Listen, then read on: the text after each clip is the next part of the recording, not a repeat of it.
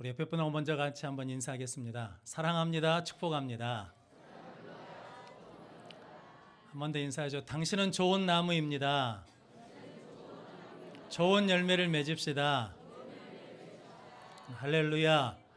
우린 10월 한 달 동안 좋은 열매 맺는 그런 좋은 나무가 되자라는 말씀으로 첫 주 연애를 나눴습니다.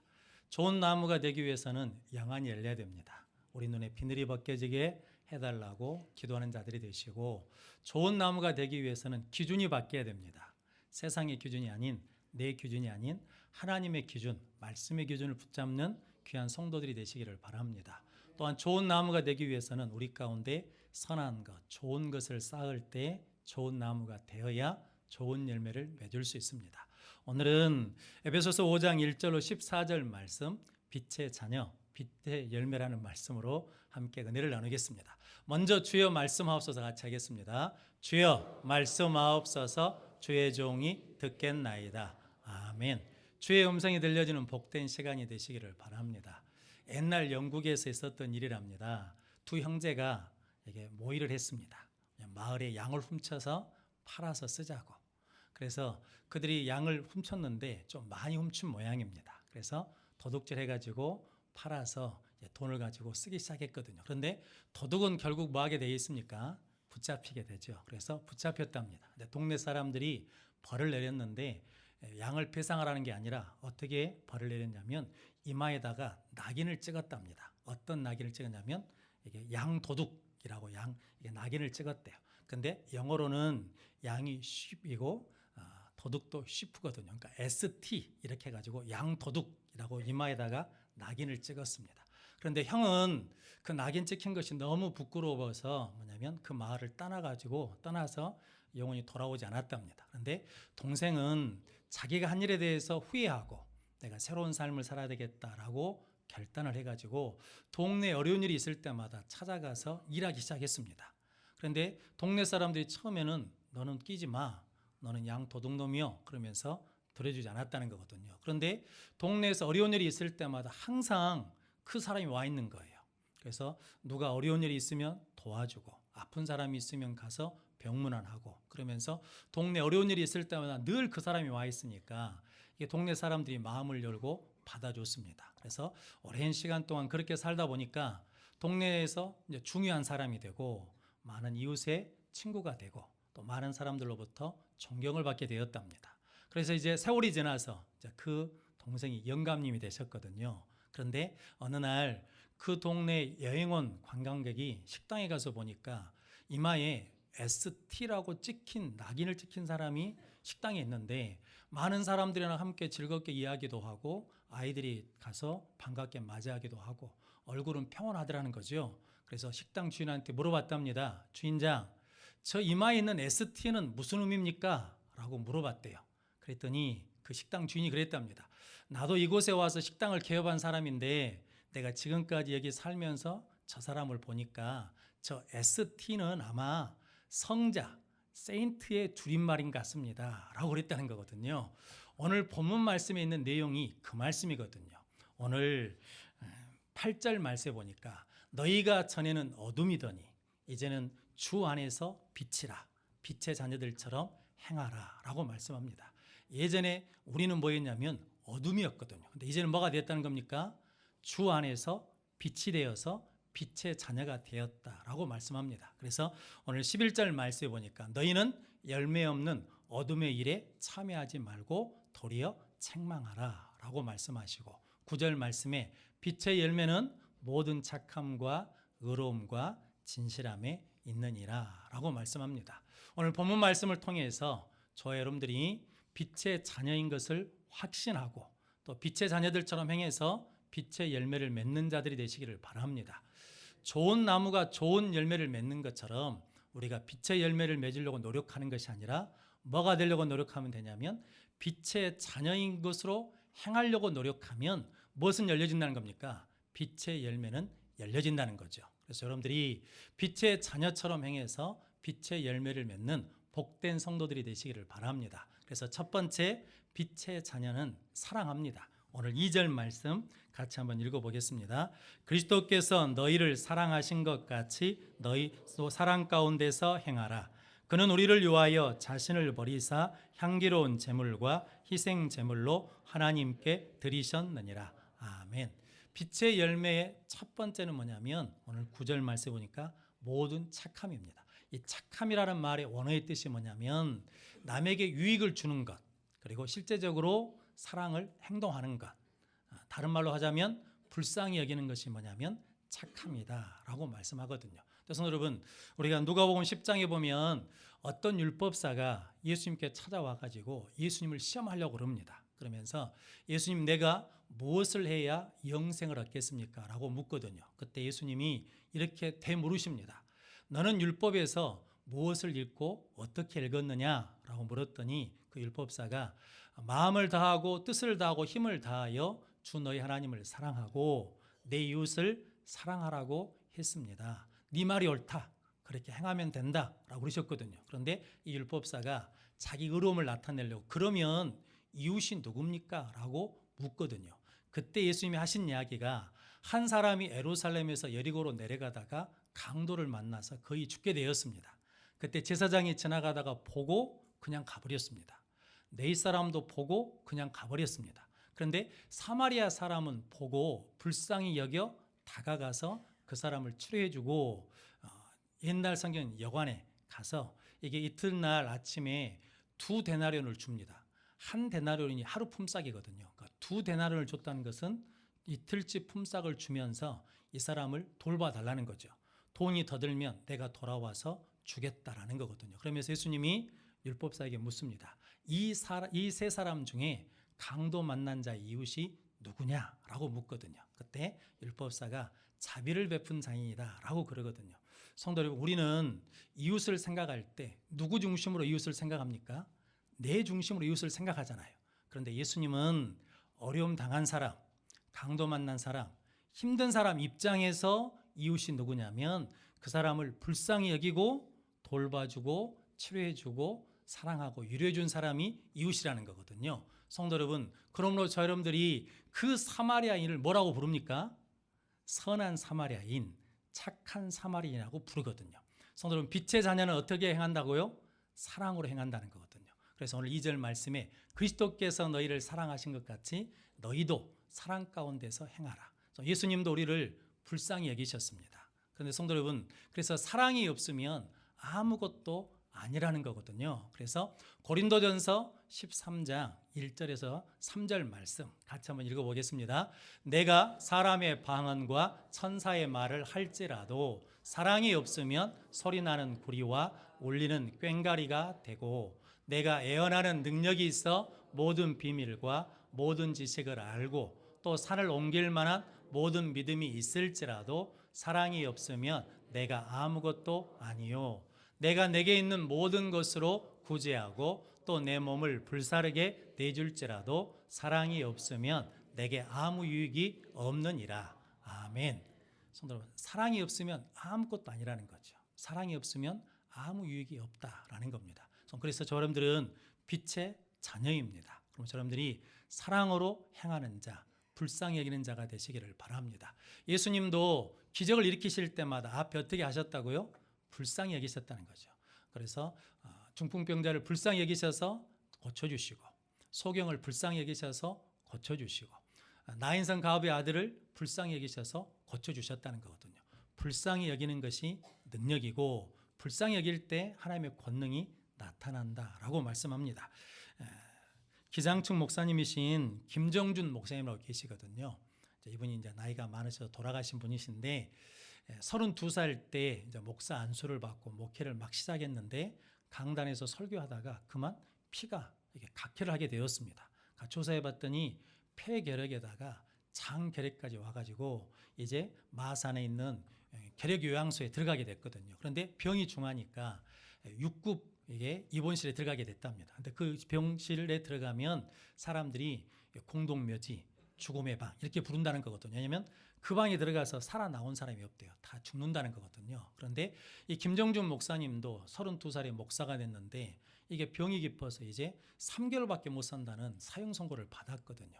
얼마나 낙심이 되겠습니까? 그런데 목사니까 기도하면서 하나님을 믿고 이제 조금 힘을 냈다라는 거거든요. 그러면서 하나님, 내가 지금 이 몸을 가지고 주를 위해 살 수 있는 것이 무엇입니까? 라고 기도를 했는데 눈을 떠보니까 거기 있는 사람들이 불쌍해 보이더라는 거죠. 왜냐하면 나는 예수 믿고 죽으니까 천국 가는데 저 사람들은 예수를 모르고 죽으니까 지옥 가고 저렇게 고통 중에 있으니까 불쌍한 마음이 들어서 그 사람들을 이제 돌보기 시작했답니다. 그래서 각혈하면 피도 받아주고 닦아주고 그리고 절망한 사람들이 있으면 말씀으로 위로도 하고 그리고 예배를 드리기도 하고 이게 결핵 환자가 죽으면 이게 사람들이 그 당시는 장례를 안 치러주더래요. 계략 옮긴다고. 그래서 아픈 몸을 가지고 장례를 치러주기도 하고 이렇게 생활하셨답니다. 근데 3개월밖에 못 산다고 했는데 30개월 만에 그 방에서 유일하게 살아나오는 사람이 되었다라고 그러거든요.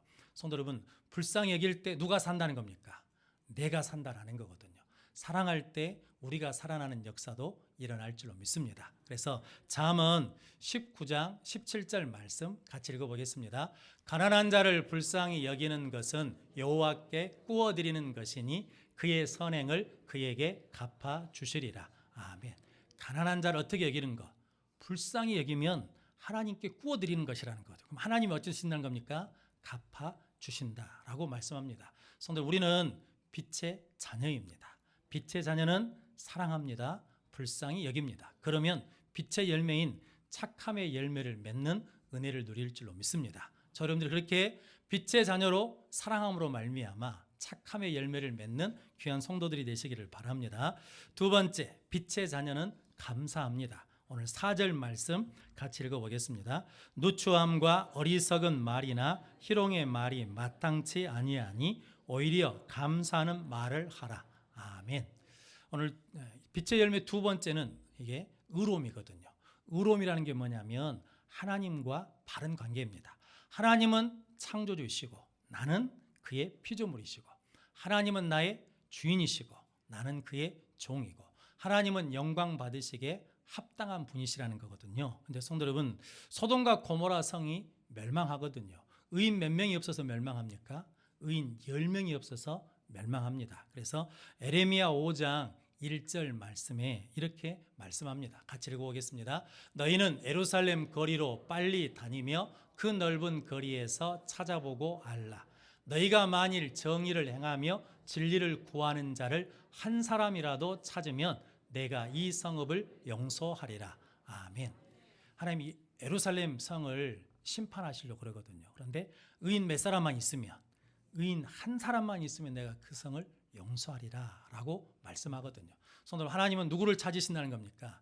의인을 찾으신다는 거죠. 성도 여러분들은 이제 하나님이 우리의 전능하신 하나님이신 것을 믿고 창조주신 것을 믿고 우리는 피조물인 것을 믿는 자들입니다. 그래서 우리는 하나님의 빛의 자녀로 의로운 열매를 맺어야 될 줄로 믿습니다. 그런데 하나님과 바른 관계, 의로움을 나타내는 척도는 뭐냐면 감사라는 거거든요. 그래서 오늘 4절 말씀에도 누추한 말과 어리석은 말이나 그리고 희롱하는 말을 하지 말고 도리어 말하는 겁니까? 감사하는 말을 하라라고 말씀합니다.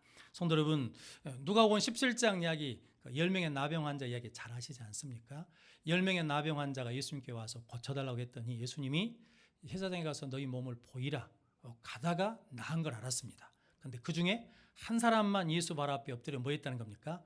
감사했다라는 거거든요. 그때 예수님이 야, 10사람이 다 고침받은 거 아니냐? 9은 어디 갔냐? 그러시면서 이 이방인 외에는 하나님께 영광을 돌리는 자가 없냐라고 말씀하셨습니다. 즉 감사하면 하나님을 영화롭게 하고 감사하면 하나님께 영광을 돌린다라고 말씀합니다. 예수님도 감사하셨습니다. 성도 여러분, 오병이의 기적을 일으킬 때 축사하시면서 떡을 떼어 주셨거든요. 그랬더니 5천 명이 먹고도 몇 바구니가 남았습니까? 12바구니가 남았습니다. 성도 감사하면 남는 인생을 살 수 있습니다. 우리가 하나님이 주신 은혜 가운데 주신 것이 많거든요. 그런데도 늘 살다 보면 부족해요. 근데 실은 부족한 이유는 뭐 때문이냐면 우리가 뭐가 없으니까, 감사가 없으니까. 감사하면 하나님께서 쓰고도 남는 은혜를 주실 줄로 믿습니다. 성도 여러분, 예수님이 죽은 나사로를 살리실 때도 이렇게 고백하지 않으십니까? 하나님, 내 기도를 들으심을 감사합니다. 그러면서 나사로야 나오라 라고 선포하셨더니 죽은 자가 살아나는 능력이 나타났습니다. 저는 감사하면 능력이 나타나고 감사하면 기적이 나타납니다. 그래서 마틴 루터 목사님이 이렇게 말했습니다. 뭐냐면 마귀의 세계에만 감사가 없다라는 거거든요. 마귀는 감사하지 못하게. 왜냐하면 감사하면 남는데요. 감사하면 능력이 나타난대요. 그래서 뭐 하지 못하게 하냐면 감사하지 못하게 하고 뭐냐면 불평하고 원망하게 만든다는 거죠. 근데 성도들, 우리는 빛의 자녀입니다. 빛의 자녀는 감사한다는 거죠. 우리가 감사하면 어떤 열매를 맺게 되냐면 의로운 열매를 맺을 줄로 믿습니다. 성도 여러분, 그런데 우리가 감사하지 않는 이유는 뭐 때문이냐면 당연하게 여깁니다. 우리가 숨 쉬는 거 당연하게 여깁니다. 우리가 건강한 거 당연한 걸 여기거든요. 그런데 이게 당연한 게 아닙니다. 세상에 당연한 것은 없습니다. 다 하나님의 은혜입니다. 그럼 여러분들이 늘 감사하는 자들이 되시기를 주의 이름으로 축복합니다. 그래서 시편 50편 23절 말씀 같이 읽어보겠습니다. 감사로 제사를 드리는 자가 나를 영화롭게 하나니 그의 행위를 옳게 하는 자에게 내가 하나님의 구원을 보이리라. 아멘. 감사로 제사를 드리는 자가 하나님을 영화롭게 한다는 거거든요. 우리 성도 여러분, 우리가 오늘 예배 드릴 때 예배 자리에 와서 하나님 감사합니다. 찬양할 때도 감사합니다. 기도할 때도 감사합니다.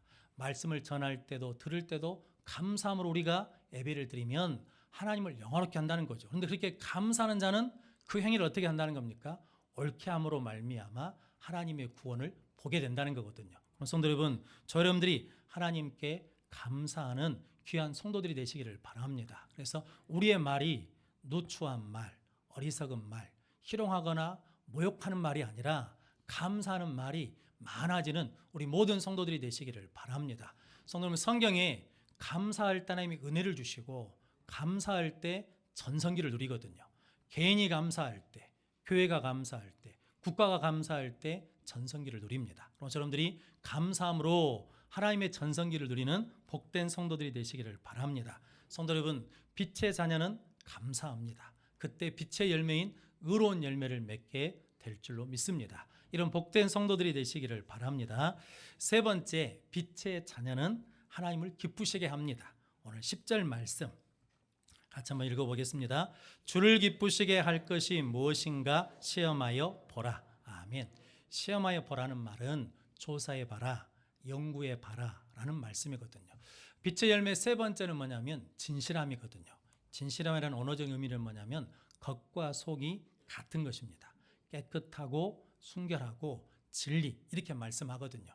하나님은 우리의 예모를 보시는 것이 아니라 뭘 보십니까? 우리의 중심을 보십니다. 성도는 그러므로 여러분들이 하나님의 빛의 자녀이기 때문에 하나님을 기쁘시게 하는 자들이 되시기를 바랍니다. 이거 다른 말로 표현하자 그러면 하나님을 기쁘시게 한다는 것은 하나님 편에 서는 것을 말합니다. 출애굽기 32장에 모세가 시내산에 40일 동안 올라가 있었거든요. 더디 내려오니까 아래에 있는 사람들이 불안하고 염려가 되니까 아론더러 우리를 인도할 신을 만들어라 그러거든요. 그래서 아론이 뭘 만드냐면 금송아지를 만듭니다. 그리고 난 다음에 뭐라고 말해버리냐면 이 금송아지가 너희를 애굽 땅에서 인도해낸 여호와라고 말해버립니다. 그러면서 그 우상을 섬기거든요. 모세가 내려와서 보니까 우상 섬기고 있으니까 모세가 화가 나서 십계명판을 던져버리거든요. 그러면서 이렇게 말합니다. 여호와의 편에 선 자는 내게로 나오라라고 그러거든요. 그때 나간 지파가 있습니다. 누구 지파가 나갔냐면 네입 지파 사람들이 여호와의 편에 섰습니다라고 그러면서 나갔습니다. 근데 성도 여러분, 그들이 그러면서 그 칼을 가지고 우상 숭배자들을 죽였거든요. 그러면서 그들의 인생이 확 바뀌어 버립니다. 창세기 49장이 야곱이 이스라엘 12아들을 12지파를 축복하는 장이거든요. 거기에 보면 창세기 49장 5절 말씀에 시므온과 레위는 형제요 그들의 칼은 폭력의 도구로다. 그러니까 시몬과 네이가 어떤 일이 있었냐면 야곱의 딸 디나가 세겜성에 놀러 갔다가 강간당하는 사건이 있거든요. 그러자 그 세겜성 추장 아들이 그 디나를 사랑해가지고 결혼시켜 달라 그러거든요. 그때 야곱과 야곱의 아들들이 우리는 할례 받지 않은 사람들하고는 결혼을 못합니다. 할례를 받으면 해줄게요. 그러거든요. 그래서 그 사람들이 할례를 받습니다. 그때 시몬과 네이가 움직이지 못할 때 가서 그 남자들을 다 죽여버립니다. 그래서 야곱이 시므온과 네이는 형제요 그들의 도구는 그들의 칼은 폭력의 도구라라고 저주했거든요. 그런데 성도 여러분, 누구 편의 선자를 나오라는 거예요? 요압 편의 선자는 나오라고 했을 때 누가 나갔냐면 네 지파가 나갔더니 폭력의 도구였던 칼이 이제 무슨 칼이 되냐면 하나님께 제사 드리는 제물을 잡는 제사의 칼이 애베 칼이 됐다는 거거든요. 저주가 뭘로 바뀌었습니까? 축복으로 바뀌었습니다. 하나님 편에 서면 저주가 축복으로 바뀝니다. 하나님 편에 서면 약함이 강함과 능력이 될 줄로 믿습니다. 링컨이 하나님 편에 서서 전쟁에 승리했습니다. 다윗이 하나님 편에 서서 왕이 되고 어디를 가든지 이기는 복을 받았습니다. 예수님도 하나님 편에 서서 사망 권세를 이기시고 부활하셨습니다. 그리고 하늘에 승천하셔서 하나님 보좌의 우편에 앉는 은혜를 누렸습니다. 우리도 하나님 편에 서면 승리하고 하나님 편에 서면 왕 같은 제사장이 되고 하나님 편에 서면 부활의 권능을 누릴 줄로 믿습니다. 성도 여러분들이 주를 기쁘시게 할 것이 무엇인가 시험하는 하나님 편에 서는 복된 성도들이 되시기를 바랍니다. 코리테 붐이라는 네덜란드 할머니가 계십니다. 원래 네덜란드 사람인데 유대인들을 숨겨줬다가 독일군에게 발각되어 가지고 독일군 수용소에 끌려갔습니다. 언니랑 함께 갔다가 모진 고생을 하다가 언니가 그만 죽고 자기는 간신히 목숨을 견제하고 있다가 전쟁이 끝나고 난 다음에 풀려났거든요.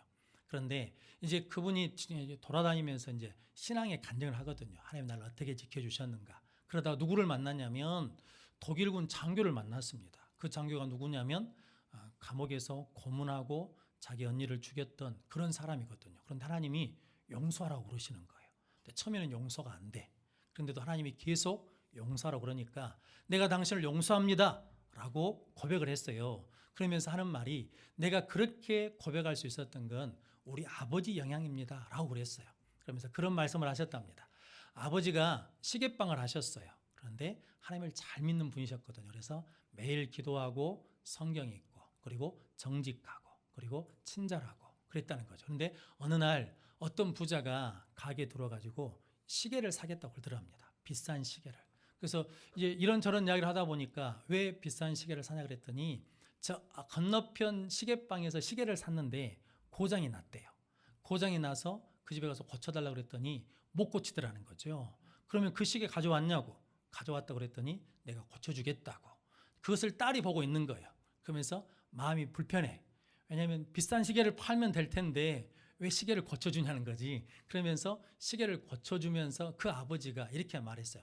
저 건너편 시계방은 아버지 가업을 이제 이어받은 이제 젊은 사람입니다. 그런데 좋은 시계공이 될 거니까 그 집 단골 끊지 말고 그 집 계속 이용해 달라고 그러면서 보냈어요.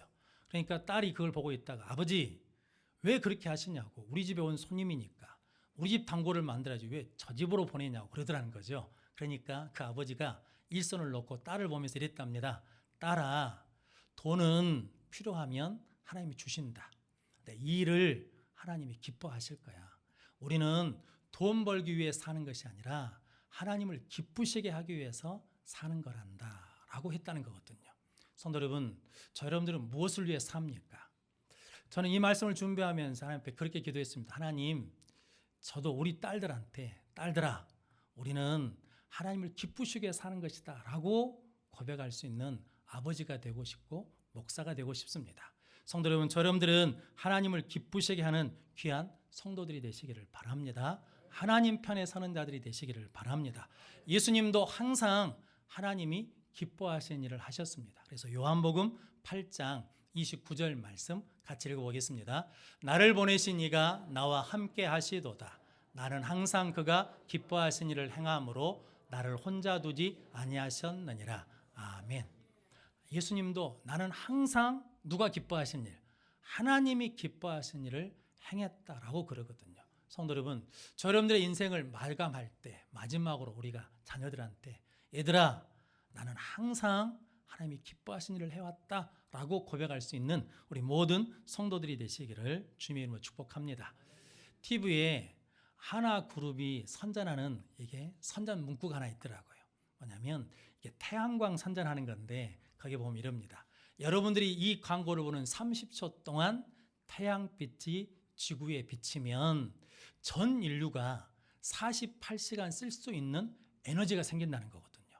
그러니까 태양이 30초만 지구에 비춰줘도 48시간 우리 모든 사람이 쓸 수 있는 에너지원이 생긴다라고 그러거든요. 근데 성도 오늘 14절 말씀 한번 같이 읽어보겠습니다. 그러므로 이르시기를 잠자는 자여 깨어서 죽은 자들 가운데서 일어나라. 그리스도께서 너에게 비추이시리라 하셨느니라. 아멘. 잠자는 자여 깨어나라는 거죠. 죽은 자들 가운데서 일어나라. 왜냐하면 그리스도께서 지금 무엇을 비추고 있다는 겁니까? 빛을 비추고 있다는 거죠. 우리가 그 빛을 받기만 하면 하나님의 자녀로 살아갈 수 있는 에너지를 공급받을 수 있고 빛의 자녀로 살아갈 수 있는 권능과 능력을 받을 수 있다는 거거든요. 그래서 우리도 전에는 우리 이마에다가 낙인이 찍혔거든요. 뭐라고? 죄인, 이렇게 S자가 찍힌 사람들이거든요. 그런데 우리가 예수를 나의 구주로 영접하면 하나님의 자녀가 되는 뭘 주셨습니까? 권세를 주셨습니다. 똑같은 S자인데 이제는 뭘로 바뀌었다는 겁니까? 하나님의 자녀인 S로 바뀌었다라는 거거든요. 할렐루야. 이제 그것을 우리가 세상에 뭐 해야 된다는 거예요? 보여줘야 돼요. 그러기 위해서 우리는 빛의 자녀처럼 행하는 귀한 성도들이 되시기를 바랍니다. 빛의 삼원색이 있답니다. 빨강, 초록, 파랑이 빛의 삼원색이 돼요. 그런데 이 세 가지 색이 딱 합쳐지는 부분이 뭔 색으로 바뀌냐면 흰색으로 바뀐대요. 성도 여러분, 우리가 빛의 자녀가 되어서 빛의 자녀처럼 행하면 세 가지 빛의 열매를 맺습니다. 모든 착함과 의로움과 진실함. 이 세 개가 합쳐지면 뭐가 드러난다는 겁니까? 우리 안에 흰옷 입으신 예수 그리스도의 모습이 드러날 줄로 믿습니다. 성도, 그것을 드러내라고 하나님 우리를 무엇으로 삼아줬냐면 너희가 전에는 어둠이더니 이제는 빛이라. 주 안에서 빛의 자녀들처럼 행하라고 하십니다. 성도 여러분, 빛의 자녀는 사랑합니다. 빛의 자녀는 감사합니다. 빛의 자녀는 하나님을 기쁘시게 합니다. 빛의 자녀들처럼 행해서 빛의 열매를 맺어가는 우리 모든 성도들이 되시기를 주님의 이름으로 축원합니다. 기도하겠습니다. 거룩하신 아버지 하나님,